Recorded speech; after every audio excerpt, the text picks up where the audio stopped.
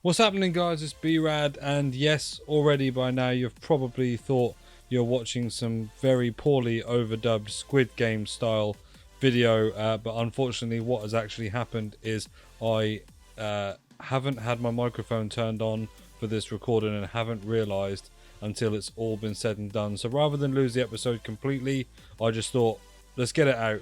Let's do some commentary over the video, and my apologies for that.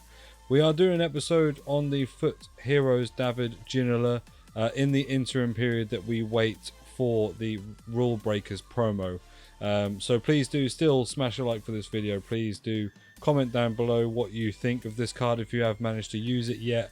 And please do also subscribe to the channel. It is always a massive help. And yeah, basically what we're going to do is go through all the episode as usual. And I'll be talking over the top, so let's get into it. Right, so here we are. David Ginola is on the screen for today's episode. He looks like a great card. He's 5-star, 5-star, left-footed on the left-hand side, high, medium, 6'1", so he might feel a bit clunky, a bit slow maybe in game. But other than that, his stats: 90 pace, 91 dribbling, 88 shooting, 87 passing, 84 physical. Generally looks like he should be an absolute beast.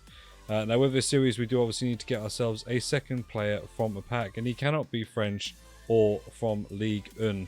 So what we're going to do is we're going to go and head over to the store and get ourselves a player that fits that criteria. So we are going over and we're now actually claiming what is our Division Rivals rewards. Now yes, before you say anything, I am in Division 5. Now this is only because I don't actually really get time to play the game other than really doing content for you guys.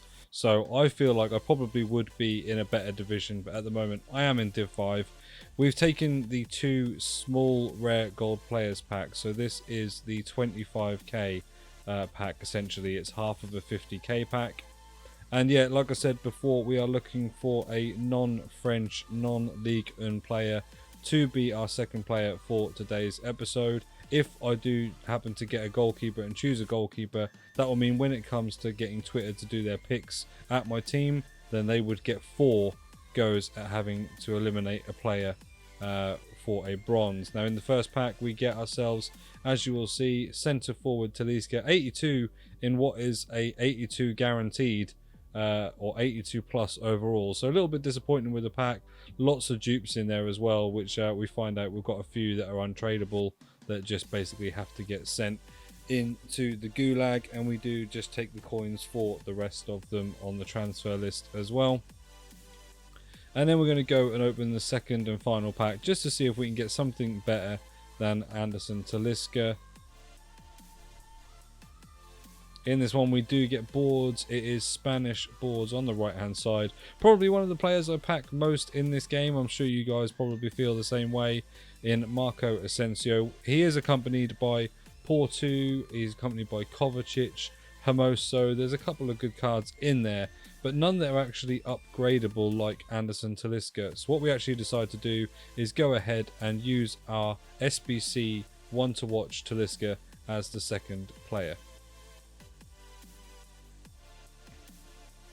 So, unlike before where we had the pots for the formation, I now have a wheel to get my formation from. So for the first time of it being used, we're getting today's formation. Obviously, in an ideal world, I would like them to be apart.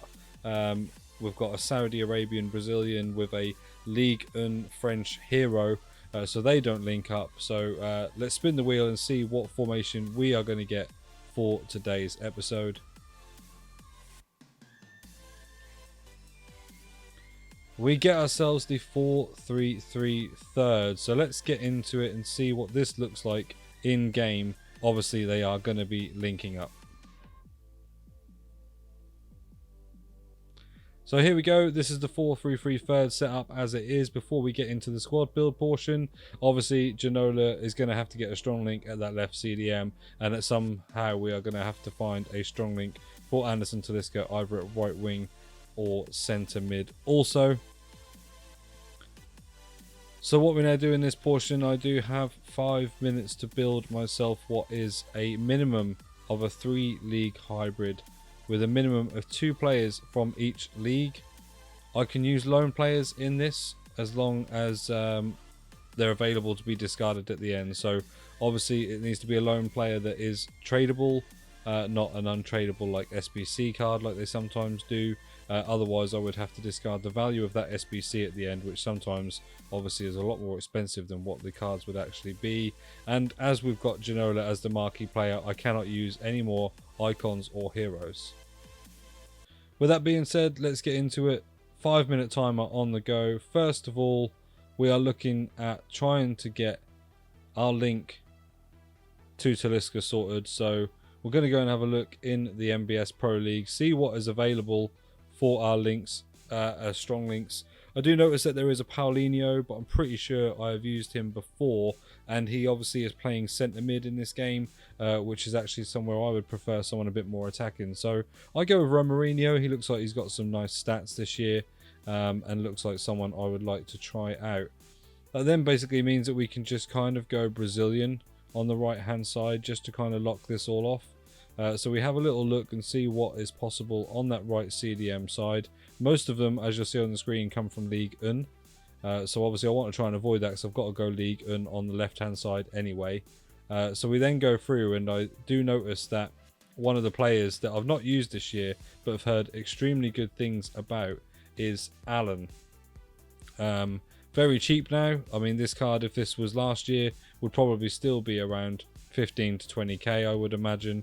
But obviously the market is a lot lower than it was last year.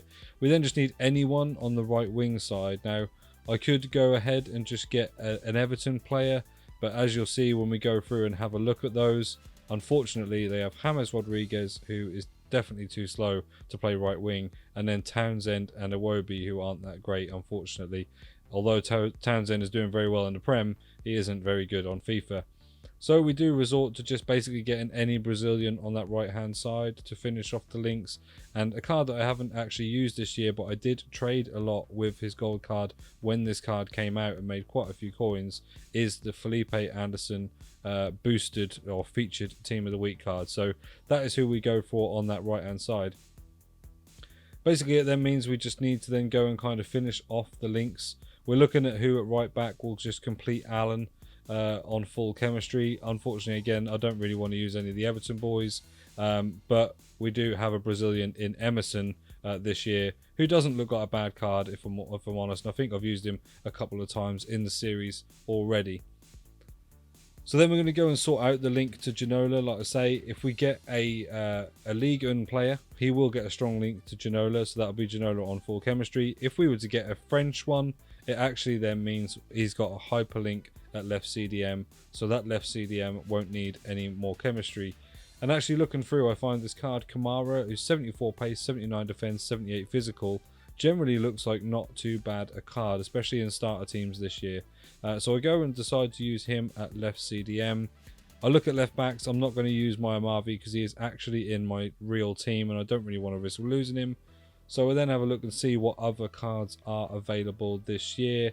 And I find the Portuguese PSG left wing back Nuno Mendes. There is another option there as well in that Delane, but he is a little bit low rated compared to Nuno Mendes, and I think that I can hybrid out from him with Portuguese. So we go and get him, and then I think about what I'm going to go across and do along the middle with the Portuguese side of things. So the first one that comes to mind in the League of Portugal is Pepe. Very good looking card this year, especially, like I say again, in starter squads. Was quite expensive at the start of the year with his pace. And then we go and partner him up on that right centre back side with one of the new RTTK cards. This card again looked pretty good as a standard card, but obviously once he got the RTTK card, he looked very good indeed. So we go and get Lucas Verissimo, who also gets some links Brazilian off the other players on that right hand side, which then means we just need a strong link to Pepe, and we go and get that strong link via Marquesan. I'm just checking there at the end just to make sure that everybody is definitely on full chemistry, and it does seem as though everybody is working. We're working out. We've got 2 from Ligue 1, we've got 3 from Liga NOS, 2 from the Saudi League, 2 from the Prem, and then just Syria Anderson on the right hand side. So we stop the timer. and we then go and get into sending the squad onto Twitter, so that they can basically have a go at picking out 3 random positions and getting rid of my players. Now, I let Twitter know that I am going to be safety netting Lucas Verissimo as my 3rd player, and obviously my 2 marquee players, Ginola and Talisca, are all put onto the bench ready for me to go and jumble the team. So I've sent the tweet out at this point. I'm waiting for a reply, and I'm jumbling up my team just to see what I do. Now, if you guys watch this series, you will know that I do tend to like to put 1 on each line, and I think unfortunately Twitter are kind of getting used to this as well, so it's something that I'm going to need to shake up a little bit and freshen up, so that they don't cotton on too much as to what I'm doing, because it's easy for people to just go for a whole section across one line. We get jumbling, decide when we're finished. We also notice there's a star in the right hand corner on Pepe. I think it's a glitch from the Anderson card that's been up there. We're just doing the final checks to see, obviously noticing that a star also goes on Mendes, and basically anybody who is put into that right wing position. And then we decide that we are fully jumbled, that is how it's going to be, and we then turn to Twitter to see what damage is going to be done. So we then have got a notification up on our Twitter screen on the PC. So before we go and have a look, we click the notification. In this instance, it's from Dan, and he puts 3 midfielders. So as I said before, people are starting to cotton on a little bit as to what I'm doing in this, and he has put 3 midfielders. And that basically means that we lose Kamara and Mendes in today's episode of Fut Eliminator. So we come back to the squad screen. This is the team for the day. Now you'll see that Kamara and Mendes are in, but that's because I'm going to be playing it on Div Rivals, and I'm going to sub in these 2 bronzers. Lynch at left back, who has 53 pace, and this Romario, who has 59 defending and 62 pace as a CDM. So we're going to go and take this into Rivals and see what we'll come up against. Now, the reason I'm cutting in this one to where it is now at 0-0 coming up to half time is because I was all over this guy. David Ginola, by the way, at this point had 3 clear shots on goal, all blasted over the bar, and a couple of headers that also went over the bar as well. So at this point, I'm not too impressed with his shooting. But at 0-0, we are dominating the game, and suddenly the guy goes and quits. We're not entirely sure why, and at this point, I don't really know what to do. Now, in the previous episode, I went 1-0 up after 5 minutes, and the guy quit out. And I felt like I robbed you guys of actually giving a review of the player that we were using in that Bernardo Silva episode, but a win was a win. I actually won that game, whereas in this scenario it is 0-0. So what I decided to do is go and get another half done in another game of Rivals. So coming up against a completely different opponent, which is a shame because I probably think I would have beaten that first guy, even with the 2 bronzers. And we go and pick up another game, and we will basically treat this first half as the second half, and we come up against this team as you're seeing it on the screen. Now, the first goal that is scored is by him. He's off on the wing. I've tried to pass it with one of my bronzes, I think, there, and he's hit a ball with Jadon Sancho straight at Marquezine, and as you see, Marquezine's literally palmed it into the side of the goal. I'm in disbelief, as you can see on my face. We then get a chance through. We've got Talisca, we've got Anderson running on the right. We pass it in, sweat it across to Talisca. Straight after he scored, we are back to 1-1. Now, unfortunately, it does get to the point where we're at the end of the game. We've had a few more chances, again with David Ginola, who cannot seem to score a goal. And right at the end there, we get a good chance at headering the ball in with Romarinho, and unfortunately, he puts it over as well. This half finishes 1-1, and in my solo episodes, when it is a draw, obviously I'm playing in Rivals, there's no extra time or anything, so we don't give ourselves a discard either. I don't get punished for the fact that we finished on a draw. However, if it would be a collab episode, then we would obviously either do a discard each, or we would decide to play the game to the end to see if we are going to have a winner and get one discard for the loser. Thank you for tuning into this video, guys. You'll see there I'm closing out the video, but also showing you an image at the end that I did eventually win that game 2-1. But yeah, thank you for this. It's not been ideal. Apologies for the overdub commentary, and have a good day. I've been B-RAD.